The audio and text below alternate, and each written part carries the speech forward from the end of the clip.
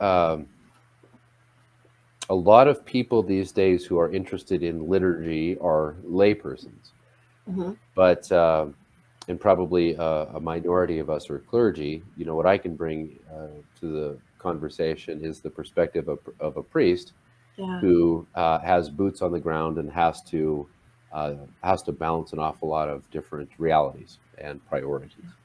Right. No, I think that's such an invaluable perspective because, like you say, I mean, I would say I've run into many priests that are interested in liturgy and reverence in the Mass, but more lay people that are, like concerned about it, and they kind of watch and they're like, and they judge very easily. I mean, it's just so easy to judge someone in authority because you're like, it looks so simple. Why can't you just do this or that? And Mhm. yeah, it's just, we need a reality check because we don't know what it's like and all the things that you guys have to deal with. So that'll be just awesome to have.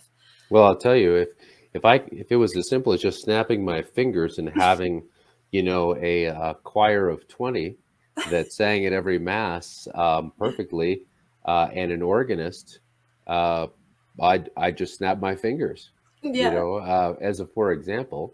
But we have to work with who we have.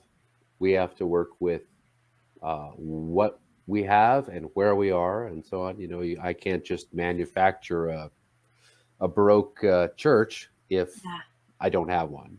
So Yeah. Right.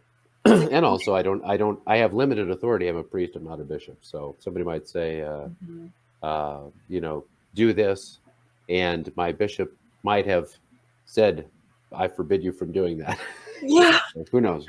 I mean, there's even things you can't tell people when they ask. Right, So you're like, oh, how do I answer this without, giving away information that's not really for you? So right. I was put in a very, very difficult situation once when I had done a catechetical series within the parish, uh, and I said, here are some elements that are of interest to people, but perhaps the context or the understanding isn't there. So here it is, and then understandably there was the expectation. Well, okay, then let's do that. But yeah. then after the fact, my bishop explicitly forbade those things.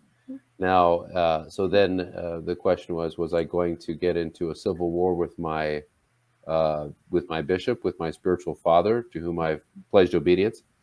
Yeah. And the answer was no.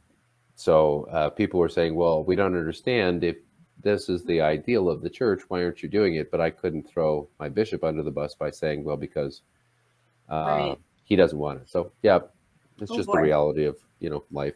Well, and that don't let the perfect be the enemy of the good. It's good to know Mhm. the ideal we should all know. And it's great that you're willing to Right. educate everyone because it empowers people. Then they're equipped to know how they can go and help and what to look for, what to, promote. But yeah, it's like within what you can actually do. It's not. And with the passage of some time and some circumstances, we did make some changes, but Mhm. just not immediately. And I think a lot of people they really love immediacy, and it's uh, it takes some patience and humility to just say, you know, Rome wasn't built in a day, and the Roman Rite will probably not be reformed in a day either. So